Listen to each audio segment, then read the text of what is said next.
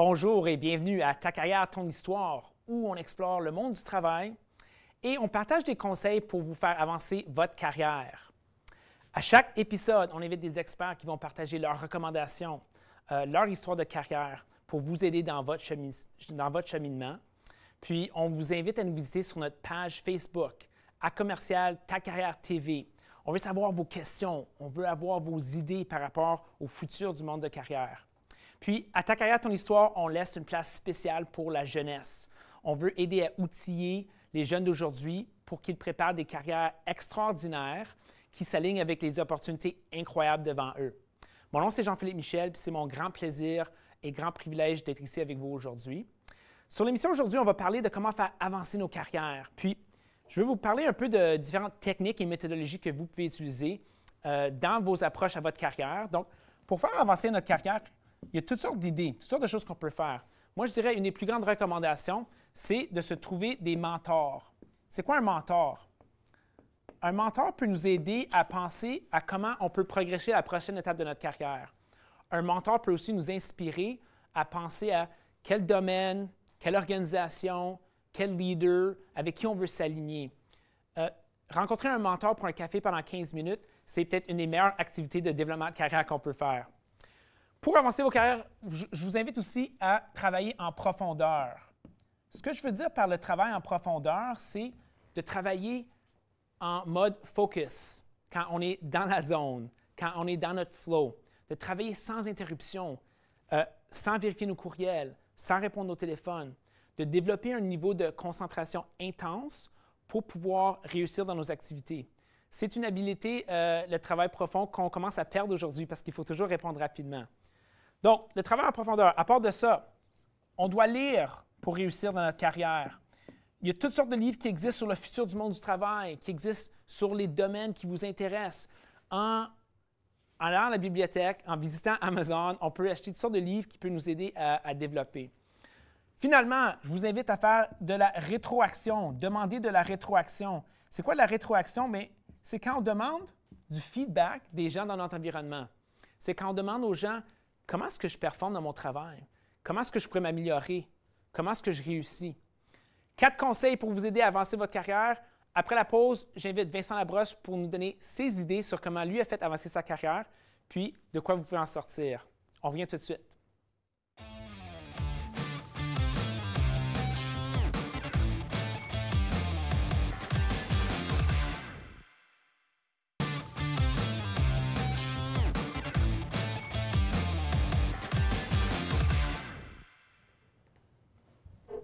Vincent Labrosse, tu es directeur des affaires parlementaires. Merci d'être ici au show. Merci. Ça me fait plaisir. Peux-tu nous dire ce que tu fais?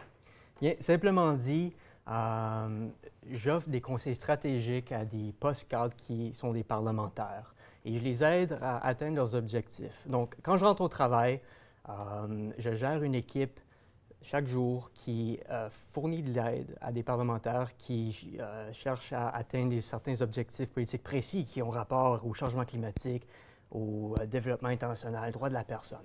OK, donc tu travailles sur des problématiques importantes. Quand tu travailles dans ton bureau, tu donnes des conseils, tu gères une équipe. Ouais. Peux-tu nous parler plus des défis, des opportunités qui intéressent toi et ton équipe? Eh bien, une des choses sur lesquelles on travaille très fort dans notre équipe, c'est vraiment trouver une recette qui cherche à maintenir et pouvoir le multiculturalisme au Canada. Wow. C'est vraiment une valeur qu'on chérit fièrement chaque jour. Mais ça se maintient et ça se perd parce que ça peut se perdre très facilement. La deuxième chose sur laquelle on travaille très fort, c'est vraiment être capable d'incorporer l'analyse de risque social dans notre politique étrangère. De plus en plus aujourd'hui, on cherche à mieux comprendre comment le changement climatique, les droits de la personne devraient faire partie intégrante de notre politique étrangère.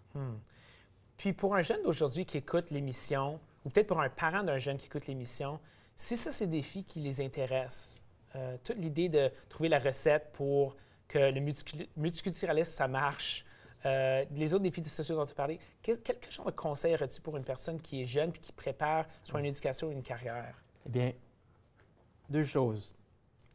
Première chose, sortez de votre bulle. Exposez-vous à la différence. Ça peut venir de façon différemment. Voyager. Très important. Et on n'a pas besoin de vieux pour être un leader. Ça serait, donc, quand vous voyez une opportunité, sautez dessus. Ça, c'est mes deux plus grandes suggestions. J'aime ça, sortir de notre bulle. C'est fantastique. Toi, dans ta carrière, tu as eu différents postes. Tu as pu avancer ta propre carrière. Est-ce qu'il y a des choses que tu trouves qui ont bien fonctionné, que tu as appris, toi, pour faire avancer ta carrière? Eh bien, moi, je me suis toujours donné la permission, ou plutôt j'ai appris à me donner la permission à prendre des risques. Okay. Et en faisant cela, j'ai vraiment réussi à vraiment me surprendre. Alors, pendant un bout de temps dans mon cheminement, je ne savais pas qu'est-ce que je voulais faire. J'avais gradué de l'université, je me suis dit, tu sais quoi, moi, là, je veux aller en Afrique et je veux faire de la recherche. C'était difficile, mais finalement, après avoir connecté plusieurs maintes reprises, je me suis trouvé un poste de recherche de trafic d'armes en Afrique du Sud. Et c'était 4 mois incroyables qui ont vraiment déterminé les prochaines étapes. Ça, c'est lié avec ton idée de sortir de la bulle. Oui, absolument. Parce que je suis sûr que quand tu étais en Afrique, tu es sorti de ta bulle. Pas mal. Est-ce qu'il y a des façons faciles où les jeunes peuvent commencer à sortir de leur bulle? Puis moi, je me rappelle, quand j'étais très jeune, j'ai trouvé un emploi à temps partiel, par exemple. As-tu d'autres idées pour eux de comment ils peuvent faire ça? Eh bien, ça revient un peu à ce que j'ai dit, à vraiment être capable de prendre des petits pas puis s'exposer à quelque chose de différent. Puis ça peut être quelque chose de très minime, comme aller à un événement culturel qui est vraiment nouveau pour eux. Au Canada, on a une richesse interculturelle incroyable. On n'a pas besoin d'aller voir très loin, mais il faut aller les trouver. Toi, qu'est-ce que tu aimes le plus dans ce que tu fais? Eh bien, moi, dans mon poste, je fréquente différents groupes, différentes communautés culturelles et je remarque que je me reconnais à travers nos différences. Et c'est vraiment ma partie préférée, c'est vraiment interagir avec ces différentes communautés et être capable de prendre les enjeux qui sont importants pour eux, puis de travailler avec notre équipe au Parlement, puis leur donner une voix. Est-ce que pour faire ça, ce que tu viens de décrire, tu peux me dire une habileté qui ressort comme qui est plus importante que les autres? Ça serait quoi? Écoute. L'écoute. Il faut être capable d'écouter. Écouter et chercher avec l'intention de comprendre. OK. Moi, je pense que c'est une habileté très importante, l'écoute. Merci de partager ça avec nous. Merci. Tantôt, je vais te demander ce que tu penses des plus grands défis qui existent sur le monde du travail. Je t'invite à rester avec nous. Nous, après la pause, on va parler à Mathieu Gauthier qui va nous parler d'une carrière en vente. On revient tout de suite.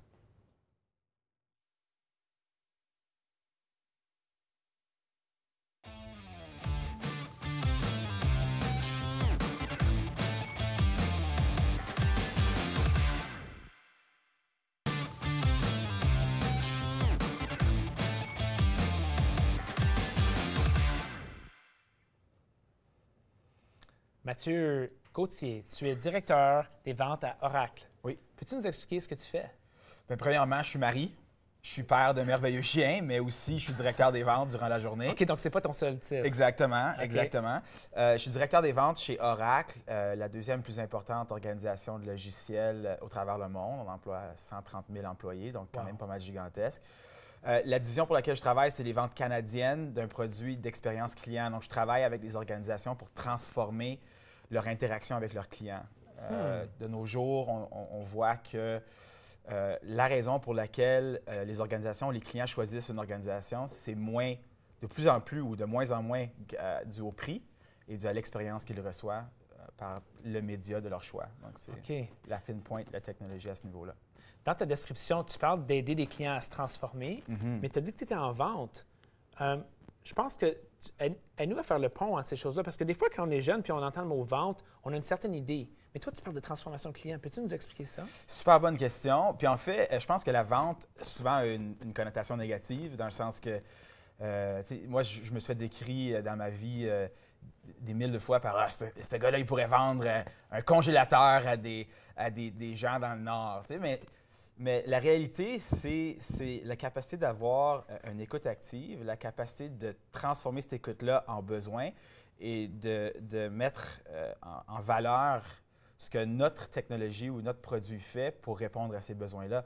Donc, je travaille avec des PDG, des leaders d'organisations, de gigantesques organisations, pour essentiellement les guider, les aider vers le changement, vers la transformation, ce qui n'est pas un concept facile pour n'importe qui. Donc, toi, tu guides, tu aides ces organisations-là à cheminer, à se transformer. Puis, pourrais-tu nous dire un morceau de ce que tu fais qui intéresserait un jeune adolescent? Comme dans ton travail, les jeunes essaient de comprendre c'est quoi. Est-ce qu'il y aurait un morceau que tu trouves vraiment le fun, que toi tu aimes beaucoup, qui intéresserait les jeunes qui écoutent l'émission? Super bonne question. Je pense que c'est... La tâche est super intéressante. La tâche au niveau de la technologie, au niveau de la conversation est intéressante. Mais pour moi, c'est plus l'opportunité de discuter avec plusieurs différentes personnes, de bâtir des ponts avec ces personnes-là, bâtir des liens. Donc, de démystifier le fait qu'on voit, on peut voir sur la télévision un PDG d'une grande organisation dire « Wow, ce gars-là, il est super important, super intelligent, il a beaucoup de charisme. » Mais en réalité, c'est juste une personne comme toi et moi. Donc, de pouvoir connecter, de faire la déconstruction de cette personne-là pour bâtir une relation personnelle, c'est quelque chose que pour moi, je trouve super intéressant. Puis s'il y a des gens à la maison qui sont passionnés de cette relation humaine-là, de bâtir des liens avec des gens, la vente, c'est une superbe carrière. Intéressant. Bien, toi, tu as le courage de le faire, de pouvoir parler à des gens dans des positions importantes. Si un jeune veut se préparer à avoir un rôle important comme ça, d'aider les gens dans la transformation, quel conseil aurais-tu pour eux dans leur préparation, leur éducation? Super bonne question. Tu as mentionné la lecture tantôt. Lecture est super important. Devenir expert, avoir confiance dans notre expertise, ça ne veut pas nécessairement dire avoir un diplôme ou nécessairement avoir une spécialité dans ce domaine-là. C'est juste d'avoir absorbé une tonne d'informations et d'avoir discuté avec des gens, avoir écouté et avoir distillé l'information en termes plus faciles. Donc, le whiteboard que tu as fait tantôt, c'est un exemple parfait de prendre un concept super complexe et de le distiller en quelque chose qui est facile à comprendre. Donc. Si tu avais à dire ce que tu aimais le plus de ton travail, est-ce qu'il y a un élément qui ressort pour toi? J'adore mon équipe. Moi, j'ai une équipe plus ou moins pan-canadienne, pas tout à fait vers l'ouest, mais j'adore les gens qui sont sur mon équipe. J'adore gérer leurs performances. J'adore les pousser pour essayer de rejoindre plus, pousser leurs limites, les motiver, aller comprendre. Je pense que l'ère de la gestion des gens, d'avoir un message pour tout le monde, c'est terminé. Il faut vraiment savoir ce qui motive l'individu spécifiquement pour aller le rejoindre, pour aller essayer de chercher le plus possible de cette personne-là. Puis moi, c'est ça qui me passionne. Merci, tu m'inspires. Merci d'avoir partagé tes idées, tes conseils. Tantôt, je vais te demander de revenir. Je vais te demander à toi, puis on va demander à Vincent Labrosse, quels sont les grands défis qui existent sur le monde du travail. Avant ça, on va vous lancer à notre Vox Pop qu'on a fait. On a demandé aux gens comment est-ce qu'ils font pour faire avancer leur carrière, c'est quoi leurs conseils. Puis on vous revient avec ça après la pause. À tout de suite.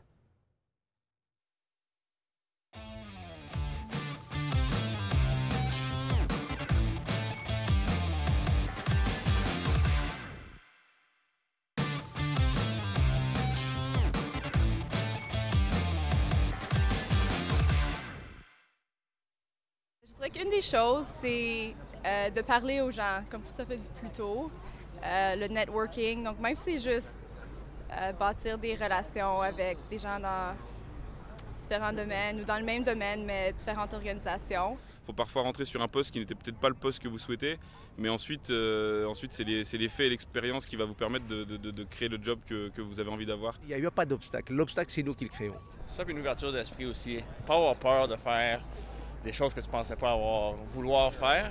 Parce que des fois, tu n'as aucune idée c'est quoi le poste, tu n'as aucune idée c'est quoi. Puis une fois que tu rentres dedans, tu comprends un peu mieux, puis tu comprends que c'est intéressant. Il ne faut pas qu'il soit bloqué par toujours, vous voyez, arriver très très vite. Voilà, il faut penser que le métier tout de suite, il ne va pas être celui qu'on veut, mais qu'un métier, ça se crée. On a eu les bons conseils dans notre Vox Pop. On parle d'avoir une certaine patience sur le milieu de travail. On parle de penser de façon assez... de ne pas penser de façon étroite à son travail, de penser de façon plus globale. C'est ce qu'on va demander à Mathieu Gauthier et Vincent Labrosse maintenant. Merci d'être là avec moi aujourd'hui. Moi, j'aimerais vraiment savoir les défis, les opportunités, les problèmes qui vous intéressent dans ce que vous faites. Puis, je vais vous demander de faire un choix parmi les cartes qui sont au tableau, des défis qui vraiment résonnent pour vous. Je vous invite à le faire.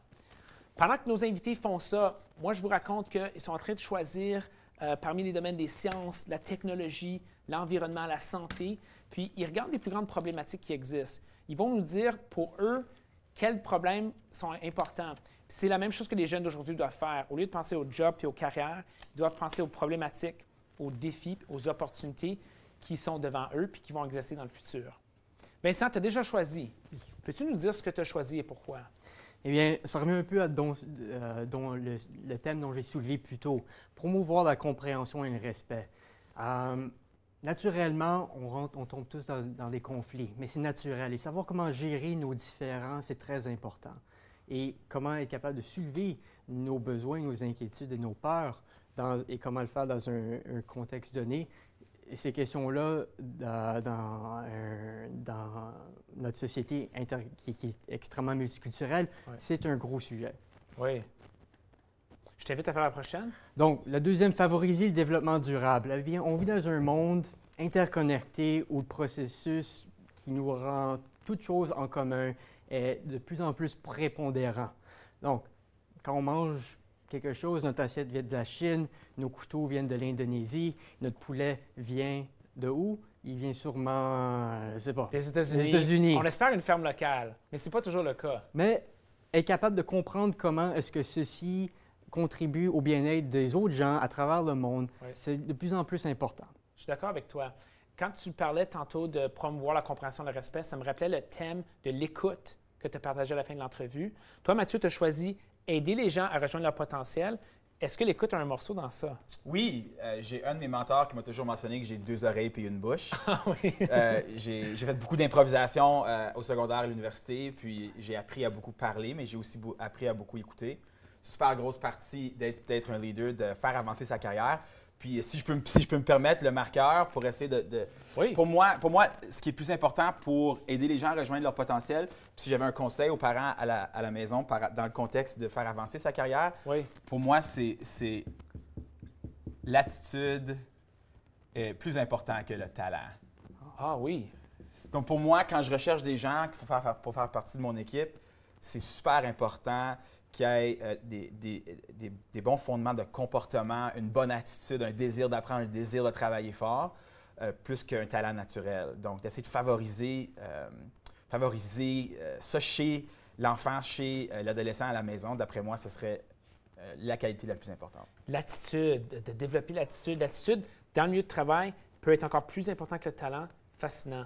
Tu as aussi choisi de créer l'intelligence artificielle. Je travaille en technologie. La technologie, d'après moi, va vers l'intelligence artificielle AI en anglais. Les décisions se font plus rapidement, les décisions se font avec plus de données, les décisions se font automatiquement. Ça ne veut pas dire que ça va éliminer la composante humaine. Je pense qu'il y a toujours une place pour la composante humaine, mais c'est d'optimiser, c'est d'innover. Et puis, je discutais tantôt, je pense que vraiment, c'est d'identifier les règlements et d'innover à l'intérieur de ces règlements-là qui est la clé. Donc, c'est un bon conseil. Les gars, j'aimerais ça apprendre à vous connaître. Si on veut tourner le tableau, ce que je vais faire, c'est que je vais vous demander des questions par rapport à votre développement de carrière. Puis surtout, je veux commencer au début. Puis, ce qu'on va faire, c'est je vais vous inviter à répondre quelques questions rapides. Là, vous allez devoir répondre aussitôt que je vous pose une question. Donc, j'espère que avez-vous vos 2 marqueurs? Yes. OK. La première question, c'est par rapport à votre premier travail. Pouvez-vous m'écrire ce que vous avez fait comme premier travail?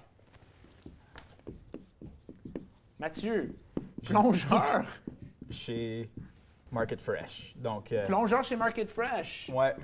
C'est quoi exactement un plongeur chez Market Plongeur, Fresh? c'est laver la vaisselle. C'est laver la vaisselle. C'est ça que ça veut dire. Fantastique. Qu'est-ce que tu as sorti de cette expérience-là? J'ai appris la valeur du travail, la valeur de bien faire un travail. Si on ne lave pas bien la vaisselle, mais les gens deviennent malades puis leurs aliments ne sont pas bons. Donc, vraiment, c'est une tâche importante. OK, je suis d'accord. Tim Hortons, Vincent. Les drive-thru pendant l'hiver, il n'y a rien de pire. Ah oui, hein? C'est quelque chose. Mais vraiment, le service à la clientèle. OK. Être capable d'offrir un service de qualité. Fantastique. OK. Les gars, je vous demande le nombre de patrons que vous avez eu. Combien de patrons est-ce que vous avez eu durant votre carrière? Ouais.